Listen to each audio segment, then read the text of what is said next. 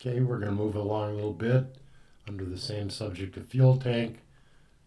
This time we'll talk a little bit more generically about the handling.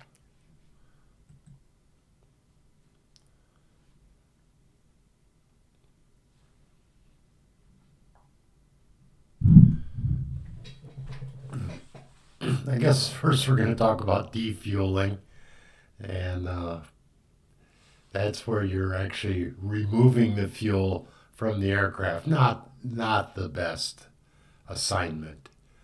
Um, it's rare that this happens, but it does happen where you have to do repairs uh,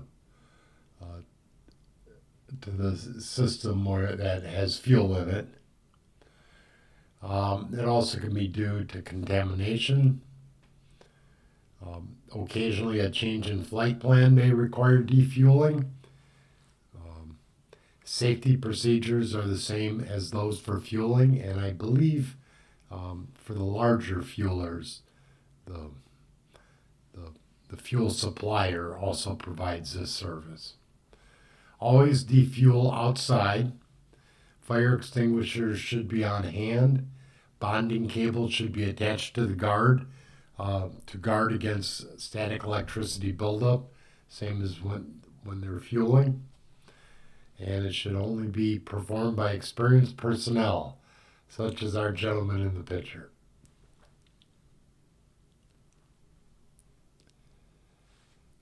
Aircraft defueling should be accomplished A, with the aircraft's communication equipment on and in contact with the tower in case of fire, or B, in a hangar where activities can be controlled, or C, in the open air for good ventilation. The best answer is C. I've seen them do it in the hangar, though. Um, Certainly not in constant communication with the tower over something that might take hours to do. Okay, in the open air for good ventilation is the correct answer.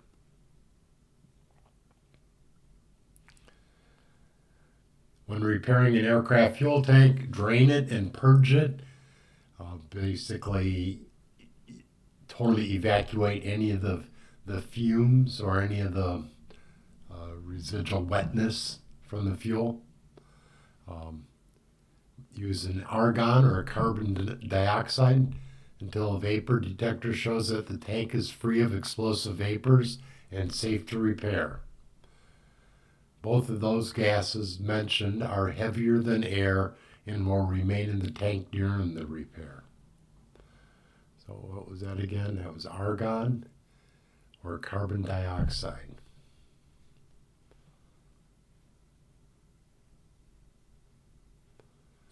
Which gas is used for purging an aircraft fuel tank? Okay,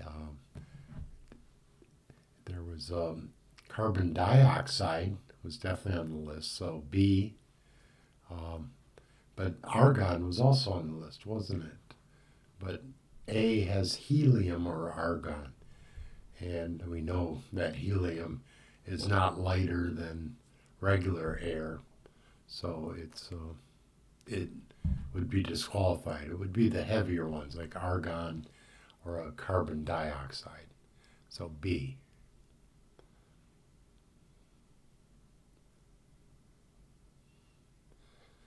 And what should be used to inert the integral fuel tank before attempting repairs? So is it CO2, water, or steam?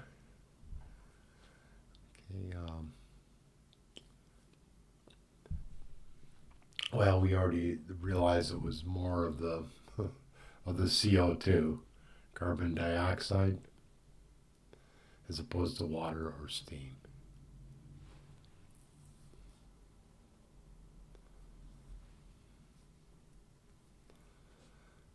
Um, nah, carbon dioxide. The one that you cannot die from. And die is usually you dissect something into two, so CO2.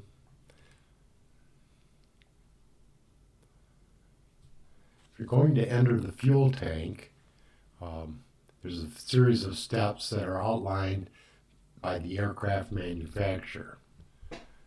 These include drying the tank and venting it of dangerous vapors before you crawl into it. The tank is then tested with combustible gas indicator to be certain it can be entered safely. Clothing that does not cause static electricity and a respirator should be worn. An observer is stationed outside of the tank to assist the technician in the tank. And finally, a continuous flow of ventilating air is made to flow through the tank. So super cautious when someone is in the fuel tank.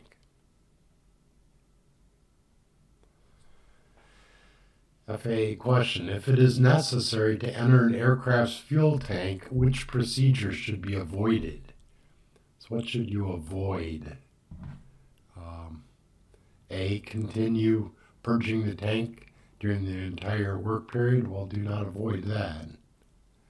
B, station an assistant outside the fuel tank access to perform rescue operations if required. Don't avoid that either. So it must be C. Conduct the defueling and tank purging operation in an air-conditioned building. So that's what you should avoid doing. You should have it outside in the open air.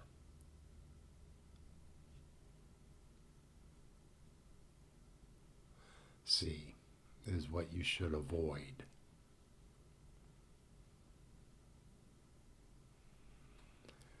What safety precautions must be taken before a person enters the fuel cell of a large aircraft? Well, we just went through several of them.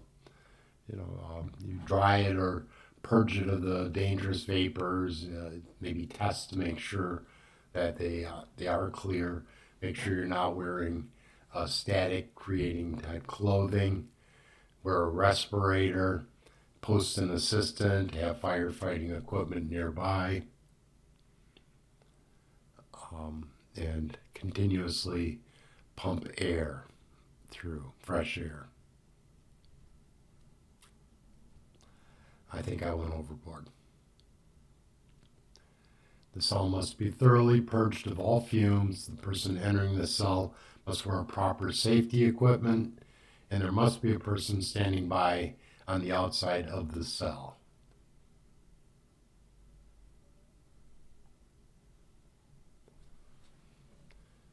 Fuel leaks. Integral fuel tank leaks can be more challenging and time-consuming to repair. Riveted tanks are often repaired by riveting. The seams and rivets are coated with a fuel-resistant compound when assembled to create a leak-free container. This practice is followed during a patch repair or when repairing a seam, which may require replacing the rivets in the seam. Some minor leak repairs may only require the application or the addition of a compound, which I imagine possibly a compound around the edges here, maybe a compound in the gap might be enough to be a sufficient repair.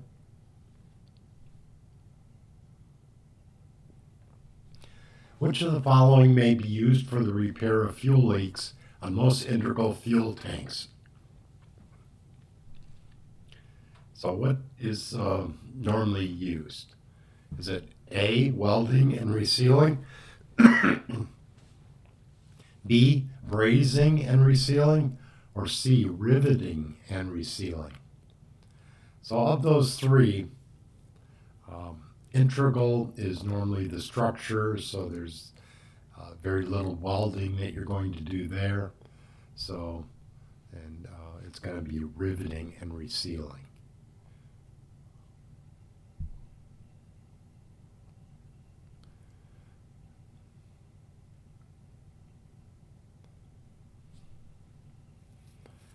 And one of our fuel cells was the rigid removable fuel tank. That one is removable. It's not part of the structure, so there is welding that takes place there because They're often made of steel. Uh, the tank's removed from the aircraft and basically do the same type of preparation. Remove the fuel vapors, purging it with steam, hot water, inert gas. Most procedures involve running the steam, water, or gas through the tank for a stated period of time. Adapters may be needed to be fashioned or purchased for the fill port to enable proper cleaning.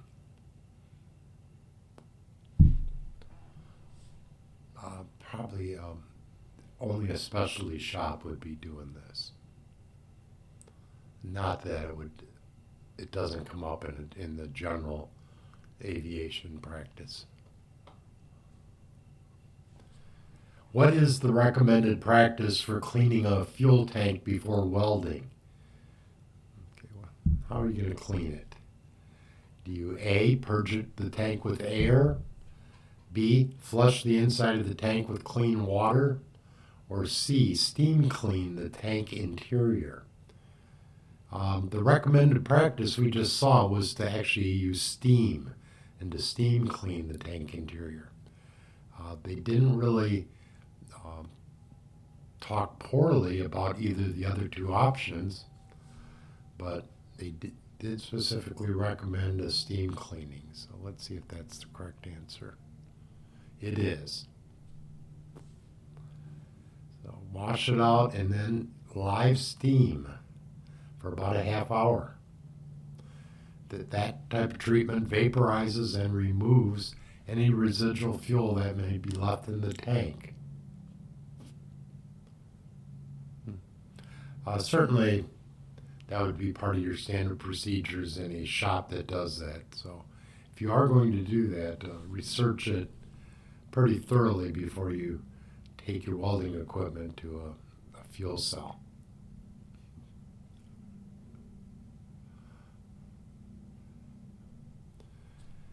What must be done to a welded fuel tank before it can be repaired by welding? Not exactly sure what they're getting at here. Remove it, possibly. They're probably just basic, like purge it with the inert gas or the steam cleaning. I would just say the steam cleaning. Steam clean it out for first wash with soap and water, and then run the steam cleaning through for 30 minutes or more.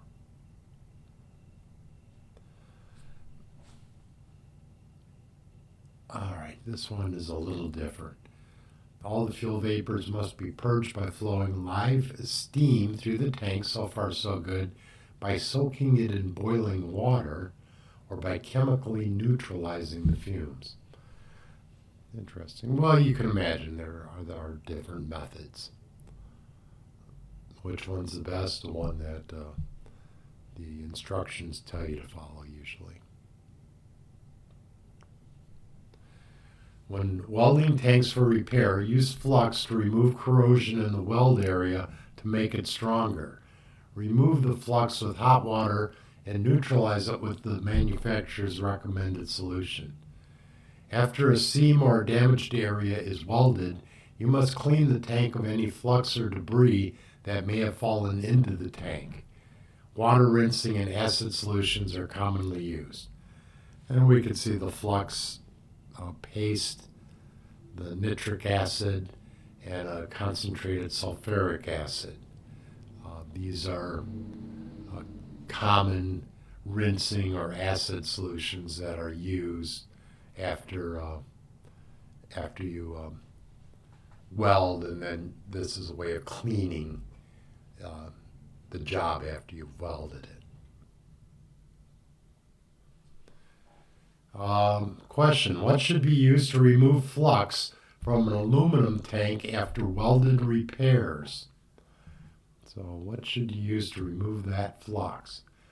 A, soft brush and warm water. B, a 5% solution of nitric or sulfuric acid, or C, a mild solution of soap and warm water. Now, to remove flux, you're going to need that acid solution. So it's going to be the only one that's more than just warm water is B. That's a highly diluted solution of one of the two acids that we looked at.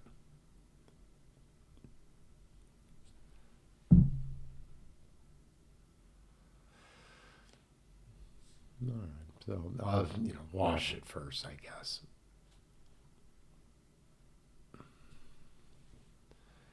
And then how do you test your fuel tank for leaks?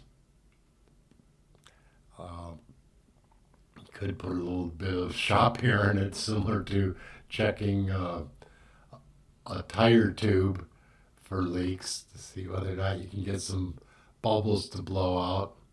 You certainly can't use much pressure, and that's probably what they're talking about here. Each fuel tank must be able to withstand some sort of the following pressures without failure or leakage. And my camera's blocking it, but I can see that it's a pressure of 3.5 psi, or that pressure developed during maximum ultimate acceleration with the fuel tank, whichever is greater. So looks like 3.5 is going to be the maximum amount of pressure that the fuel tank is going to be rated for. So try not to exceed that.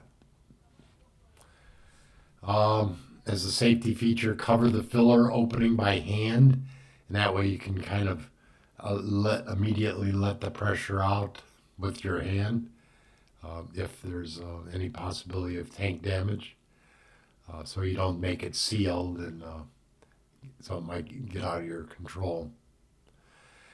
Search for leaks with soap and water solution. Check carefully around the repaired area and along every seam in the tank. FAR 23 covers it. We just went through that. Question. When inspecting a removable rigid fuel tank for leaks, what procedure should be followed? Checking for leaks. What should you do? A. Pressurize the tank with air and brush with soapy water.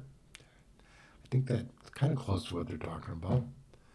B. Fill the tank with water and pressurize with air and brush with soapy water. I'd have to think about that one for a second. Fill the tank with water. All right, that's just a little more than I want to do. C. Pressurize the tank with air and submerge it in water to locate leaks. That's probably, if it was a rubber tube, you might be able to do that, but you might not be able to submerge it depending on the size of it. So the brush with soapy water, I guess I'm going to have to go with that one. A. Yes.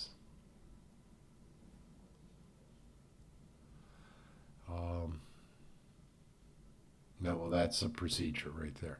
No more than 1/2 psi air. So even though they may be rated for 3.5, we got some instructions here not to put more than 1/2 psi, which sounds right. You don't want to create a leak where there was none.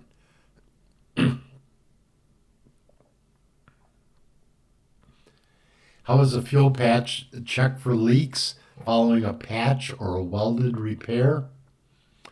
Okay, a patch or a welded repair. Well, you would do some sort of a leak check. I guess this is the same section as what we have been studying, so you pressurize it. I'd say no more than 1/2 psi, and you spray on a soapy solution to check for leaks. Slightly pressurized with air, and then the repaired section is leak checked with the soap and water solution.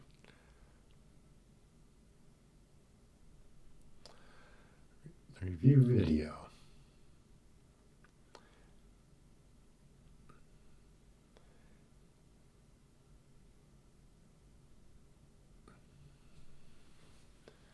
In class, I would play the review video, but because this is online, there's going to be some licensing issues, so I'll treat those separately. All right, here we have weld repair prep. Some methods for purging the tank include steam cleaning, hot water purging, and inert gas purging. Most procedures involve running the steam, water, or gas through the tank for a stated period of time. How do you like that? You've got, if you do it quite a bit, you're going to have some equipment like this. Steam cleaning, hot water purging, inert gas pumping are common methods for what? Removing an old gasket, testing a repaired fuel line for leaks, removing fuel vapors from a tank prior to performing repairs, or sealing a bladder tank. Nice question. This is actually is what you're doing in order to remove fuel vapors from a tank prior to performing repairs. So C.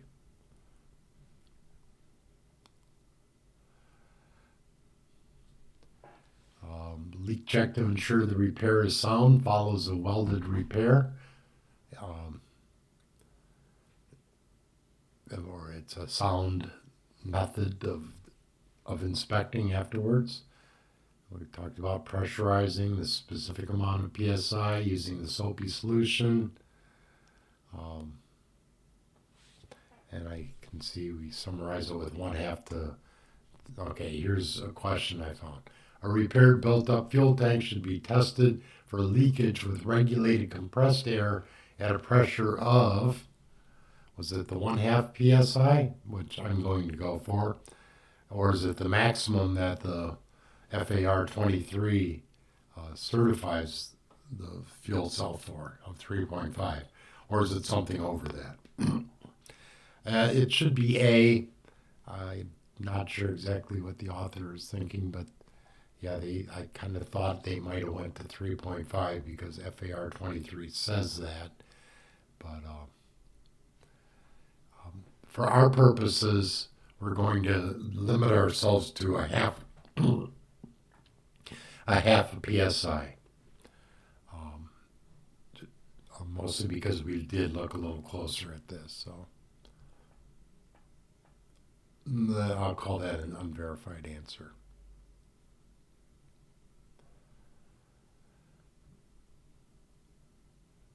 Okay, these are the same questions from published test guides. Do you want to quickly go over them? Which gas is used for purging? Dioxide. What should be used as an inert? CO2.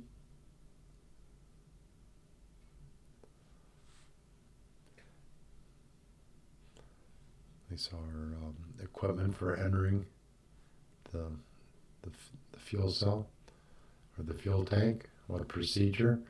That was going to, this is the one that you should avoid. So that was the air conditioning building answer. Notice how they flipped them around a little bit.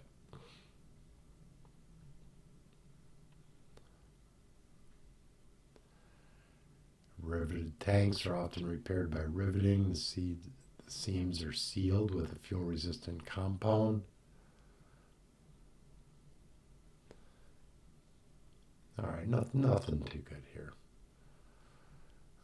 Which of the following is used for repairing integral fuel tanks? That was the riveting and resealing.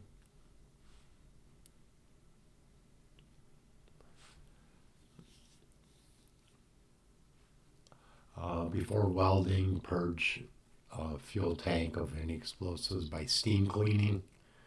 Yes, we know all about that.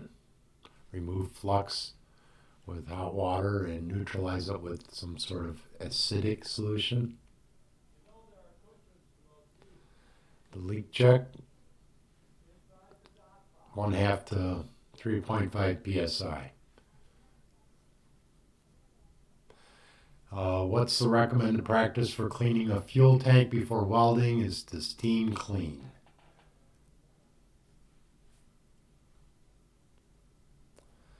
And what's used to remove the flux? That was the 5% solution of nitric or sulfuric acid.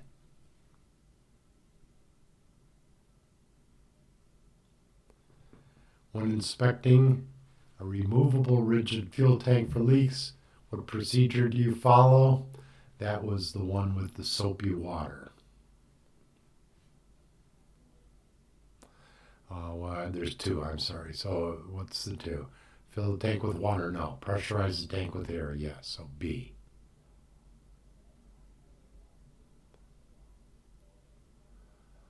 All right. All right. That's a quick run through. All right. Thanks for hanging in with me, and I'll see you on the next one.